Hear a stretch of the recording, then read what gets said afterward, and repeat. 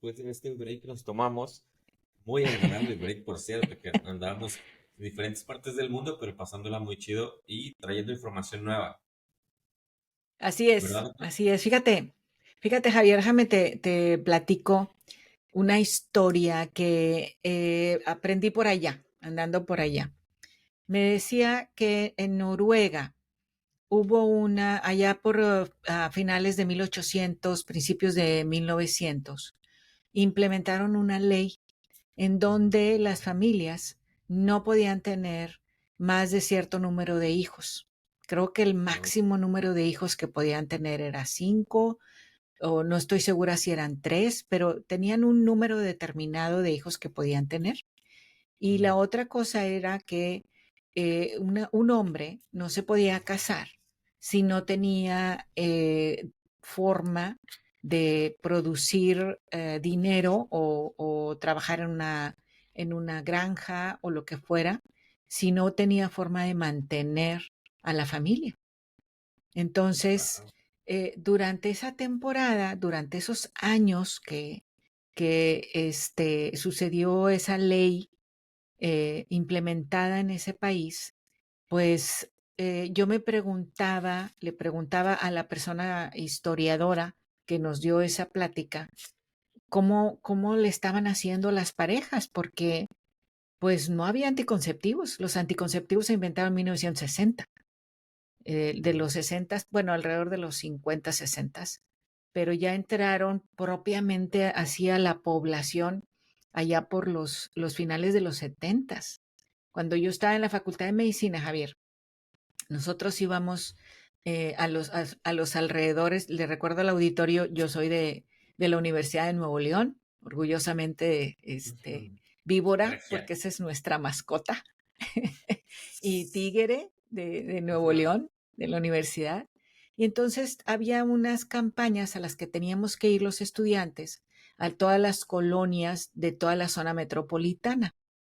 Y era una aventura adentrarse, llegar a una casa y preguntarle a una señora si tenía hijitos y si le interesaba no tener más hijitos, si acaso le interesaba. Y Ajá. entonces era un serio problema porque ella, por ejemplo, nos decía, sí, yo sí quiero, ya me platicó una amiga lo de las pastillas, pero me da mucho miedo con mi esposo porque mi esposo ya me amenazó, ¿verdad? O me dijo que me iba a pegar, o me dijo que me iba a correr de la casa si a mí se me ocurría tomar esas pastillas, porque, pues no, o sea, él piensa que debemos de tener todos los hijos que Dios nos mande y pues la verdad es que yo ya no puedo, ya son muchos niños, no completamos. Y esto era algo con el cual, siendo nosotros estudiantes de medicina, estábamos bien jovencitos todos, bien jovencitos, teníamos que tratar de darle pues la mejor explicación posible del por qué utilizar anticonceptivos. Era una situación bastante difícil para las personas, ¿no? Aceptarlo. Otras, me acuerdo que me contestaron, es que me va a dar cáncer. Las pastillas siempre en la historia de la Ujú. medicina, la gente siempre le va a echar la culpa a algún medicamento. Ahorita son las hormonas, este, para, para la menopausia. Este, y anteriormente eran los anticonceptivos, te van a dar cáncer, ¿verdad? Y hay gente que dice que si tomas antibióticos también te va a dar cáncer. Pero no hay nada probado que eso, pues, oiga, un estudio que diga que eso es verdad o mentira. La verdad es que hay estudios que comprueban que no es cierto. Y no hay estudios que comprueben que sí es cierto, eso no hay, porque no se ha podido comprobar, no sabemos el origen del cáncer. El cáncer es una enfermedad que incluye un grupo de enfermedades. No es lo mismo tener cáncer de la piel que cáncer del estómago, que cáncer del hígado. No es lo mismo, como no es lo mismo tener una infección en el riñón que una infección en el pulmón, no es lo mismo una neumonía, ¿verdad? Que una nefritis, aunque las Claro. mismas bacterias lo causen una infección, pero estamos hablando de un grupo de enfermedades y no sabemos la causa del cáncer. Sabemos por ejemplo, que en el caso del pulmón, pues si eres fumador y vives en ciudad, pues tienes mayor probabilidades por el smog y el cigarro, pues tienes mayor, o ahora con el vaping, tienes mayores probabilidades de desarrollar problemas de cáncer en el pulmón. Está totalmente asociado, pero no está comprobado porque va a haber personas que viven en ciudad, que usan vape, que fuman y Y que no no les da les pasó cáncer de nada. pulmón, Ok. ¿verdad? Entonces, por eso no se puede decir que se haya comprobado. Sabemos que hay una asociación, eso sí. Ujú. Entonces, la situación es que en aquel entonces, cuando nosotros platicábamos, les decíamos, les tratábamos de dar educación al respecto de los anticonceptivos, la gente decía, es que ya me dijo mi comadre que, que me va a dar cáncer si yo me tomo esas pastillas. Mi esposo me va a regañar. Ya me dijo mi mamá que si yo tomo esas pastillas, entonces me van a dar muchas ganas de tener sexo y voy a andar saliéndome a la calle buscando hombre y eso pues A yo no lo pedir puedo hacer. más. Sí, a Ujú. pedir más. Entonces, había, bueno, fuera, había muy, pues es que si fuera así ya las estuviéramos recetando a tantas Ajá. mujeres que ahorita Sí. traen el problema de bajo deseo sexual, ¿no? O a los hombres también, Entonces, esas cosas las escuchábamos, ¿no? Y éramos puros estudiantes haciendo estas campañas de concientización a la población para que si ya no deseaban tener hijos, pues conocieran los beneficios de estos medicamentos, ¿verdad? Que son para la planeación familiar. Y Ajá. ahora que escuché yo esta historia en Noruega, en donde por ley estaba prohibido que tuvieras cierto número de hijos. Y luego le pregunté yo a la historiadora, bueno, ¿y qué pasaba si tú ya tenías 3 hijos y resulta que su esposa está embarazada? ¿Qué sucedía? Ujú. ¿Y qué crees? Cárcel. Ok. La historiadora se quedó muda, no supo qué contestarme. Me dijo, nunca me había preguntado yo, nunca había cuestionado yo qué pasaba, Ujú. qué sucedía, ¿sí? O sea, estaba la ley, pero quién sabe cómo la aplicaban. Bueno, eso sí sabían porque hay mucha historia de personas castigadas, metidas a la cárcel, Ujú. y luego le pregunté yo, ok, eso pasaba con los adultos, ¿y con los niños? ¿Qué pasaba? Sí, la historiadora se comprometió a buscar información, yo me comprometí a buscar información, pero huele a que hubo varias cosas, pues nada buenas con la moral, ni mucho menos con la religión, ¿verdad? Y ahorita Claro. esto está mucho en boga, porque pues ya ves que está prohibido la cuestión del aborto. Ujú. Entonces, ¿qué sucede, no? Cuando una mujer se embaraza y está fuera del matrimonio, no tiene carrera, no tiene servicio médico y socialmente las estamos obligando, ¿verdad? En este caso, a que tengan un bebé. En aquel entonces se les estaba obligando a las mujeres a que no los tuvieran, ¿sí? Y la cuestión aquí, Javier, que a mí más me maravilla, me intriga, me desconcierta, es que las personas van a seguir teniendo sexo a pesar de las leyes. Ah, claro. Entonces, sí, sí, o sea, la ley a ti te dice, a los jóvenes les dice, a los adultos les dice que no tengan sexo fuera del matrimonio, ¿verdad? Ujú.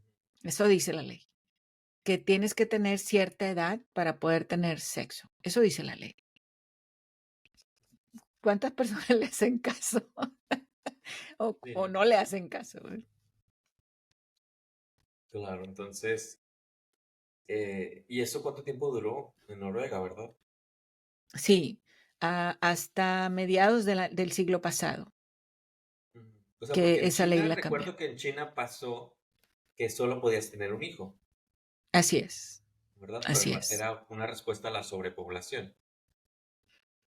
Impuesta por el gobierno. En este caso, Ujú. era una situación que ellos llamaron, el razonamiento era porque era una cuestión económica. Si el hombre no podía mantener a más de cierto número de hijos, entonces estaba prohibido que tuvieras hijos. Entonces, pues, ¿cómo estaba la cuestión de la planificación familiar si no podías, ¿verdad? Tener hijos. Entonces, aquí el asunto es que las personas como quiera siguen teniendo actividad sexual, las personas como quiera van a tener hijitos, pero ¿cuál es nuestra conducta moral al respecto de estas imposiciones, no? Porque es bien fácil opinar, bueno, es que por moral esto o lo otro, o es por religión o esto o lo otro, pero pues ¿cómo le hacemos, no? ¿Cómo le hace la población realmente ante estos retos que el gobierno impone? Claro, y también Entonces, sería como responsabilidad, o sea, si no puedes mantener hijos porque tienes más, ¿verdad? O sea, yo creo que ahí es donde la conciencia de las personas debería pues, hacerse y decir, oye, pues ya no tengo capacidad, ni tanto mi casa es como para tener más hijos, ni el sueldo que me alcanza es para mantener más hijos. Ahí es donde deberían las personas de tener un pensamiento donde la calidad de vida sea lo primordial, ¿verdad? pero de acuerdo a la religión y la creencia de alguna persona, esta persona puede contestar perfectamente, es que yo debería de tener todos los hijos que Dios me mande, porque eso es lo que Ujú. yo debo de hacer. Y no se le puede cuestionar porque es parte de su moral y de su creencia. Entonces, esto es una situación que invito a todos los que nos están escuchando a ver qué opinan al respecto de las creencias. Les encargo mucho que no utilicemos palabras altisonantes ni ofensivas. Vamos a entrar en una conversación respetuosa. Las creencias todas son válidas. Yo, mis respetos a cada religión. No intento cambiarlas. Lo que me Claro. interesa es abrir la puerta a una conversación hacia este tema, ¿verdad? Ujú. Tomando como ejemplo, pues, ¿cuál sería la moral aquí, no? Impuesta por el gobierno para que no tengas más hijos.